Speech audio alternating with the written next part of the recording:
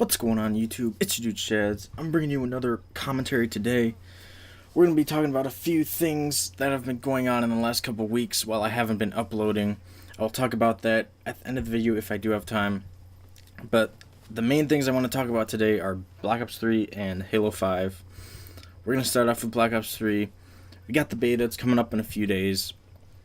Right now, PS4 has exclusivity, so of course we'll have to wait a few days before we get the beta to Xbox. But honestly, I'm not sure if I want to play the beta yet. I've seen that it looks really good, but I think I'm gonna save it for my computer first because BO3, since it is moving to PS4, is not really on the top of my priority list right now. They had the Esports reveal a couple of days ago. They revealed all the stuff they have in store for the competitive scene for Black Ops 3. They have Hardpoint, S&D, and surprisingly Uplink. I thought they were going to put CTF in the rotation, but they got really inspired by Uplink from Advanced Warfare since it was really competitive. They decided to put that back into the game. I was watching it, and the drone, like the trajectory of the drone is like really weird.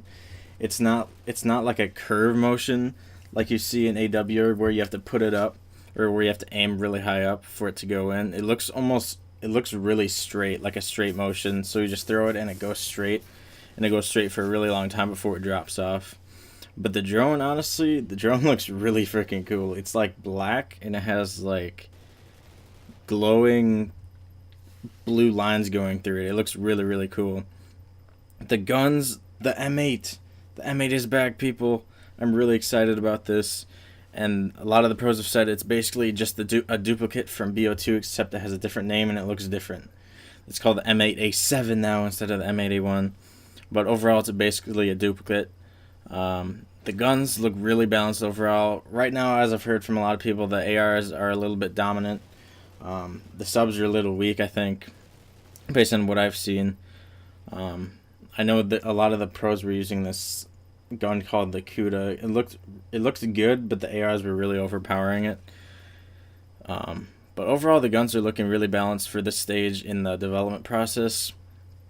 The next thing I want to talk about is actually really cool. It's a really good feature to add to competitive. It's all this stuff they're doing in between the games. They added a ban and protect system. I know pros have been asking for this for a really long time, and they finally got it. So basically what it is you get a set period of time in between. So you get like after the game starts and you pick the next map and stuff, you get a set amount of time. I believe it's like 30, I think it's 30 seconds. So the list of players are lined up next to each other, like four down and the other four down, like right next to it. And two players from each time get to, at the same time, protect or ban an item that they want in game, or that they don't want in a game. So you get to race to the option. So it's two players at a time. So the first two players from each team, or the first player from each team, will go and choose what they want. They can race to it, do whatever you want. Then the next two go. Then the next two go, and so on. And then basically after that, you have a specialist draft, which means that you can have this. You can have the same person, but you can't have the same. You can't have the same ability. Or wait, no. You can have the same. Each specialist has two variants, so you can have the same guy, but you can have the different variant. But they're trying to make it so people don't use like 3 scythes in a game, so you'd have 3 miniguns running around, because that would be kind of stupid, honestly. That wouldn't even be competitive. So they did that to switch it up. They also did whole ban and protect system in general to switch things up, so it's not 2 guns overruling the game the entire time. So you could ban the M8, nobody would be able to use it. You'd have to go to another AR, which I think is a really cool feature that they added.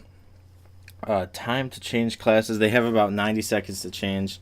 Now, overall, pros have said this adds up quite fast, and it begins to get really long in between games, so they're probably going to lower that as the game goes through its process of the year. The veterans say it feels like classic COD.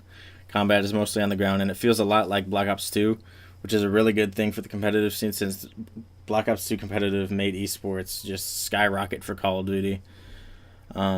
overall, it'll be good to play GBs, but I'm not switching to PS4 like I said, so I won't be going to LANs or anything for BO3, and maybe even the next game if PS4, if the exclusivity stays with PS4. The next thing I want to talk about, though, we're done with BO3. I'm going to talk about Halo 5 now. This is what I'm really excited for. Right now, I'm just currently looking for a team just to chill with until Halo 5 comes out, because MCC, as we all know, is really not the best game to be playing. They did announce that they have an arena mode. I'm not sure if they just got it from COD or something, but they named it the same thing. It's basically a mode for competitive players. So you'll have the competitive game modes, competitive maps, everything like that, which is a really cool feature that I think they're going to be adding. They are going to be adding. I think it's really cool. This is like the most amazing thing that they're doing this year. I'm not sure if I will be eligible since I'm 17. But they're hosting a Halo championship, a world championship. So like basically a Halo champs. So they have a $1 million prize pool. Like I said, I'm 17. I don't think I'll be eligible, but rumor actually has it that Halo 5 is going to be rated T instead of M for mature. I know a lot of people have been asking for it for years to be rated T for teen because there's not really any blood and gore. It's just you shooting people, and you don't see like blood like you do in COD. So I think it might be actually rated T for teens. So that might change eligibility. So you might not have to be as old, but I would assume you're still going to have to be like 16 to participate.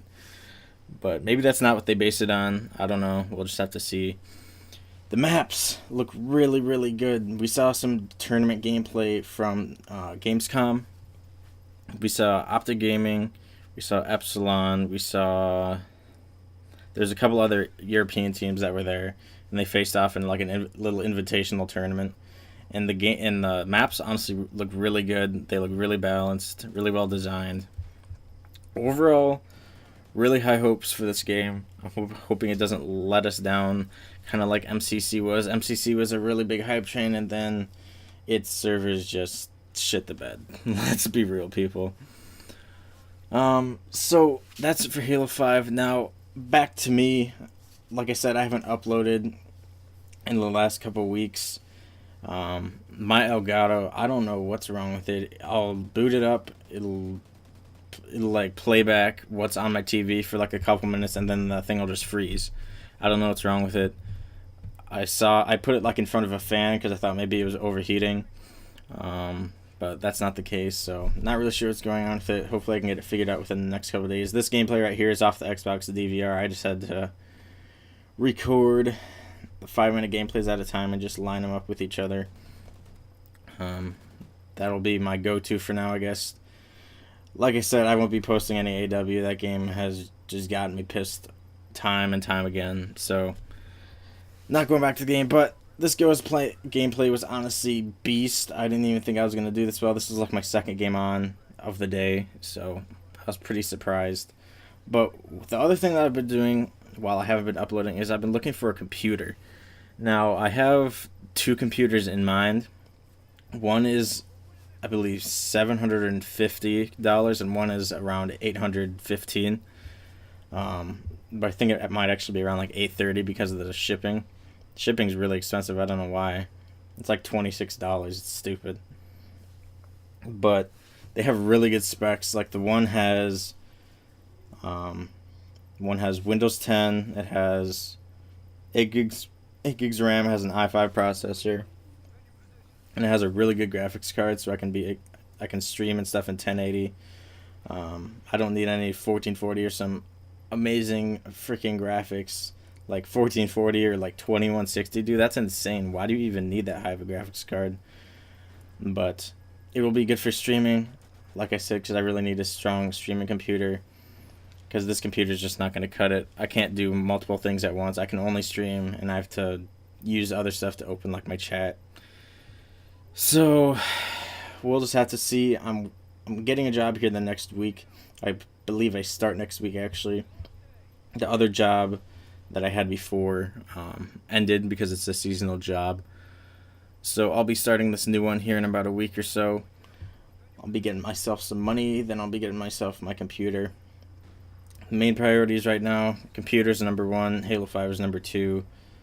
I'm gonna say Fallout 4 is number 3, and Black Ops 3 is really at the bottom of my priority list because I'm not really gonna be playing competitive that much, considering I can't go to anything because it's gonna be on the PS4. So that's it for today. I hope you guys enjoyed the video. If you did, make sure to leave a like, subscribe down below, do all that snazzy stuff, and as always, I will see you guys in the next video.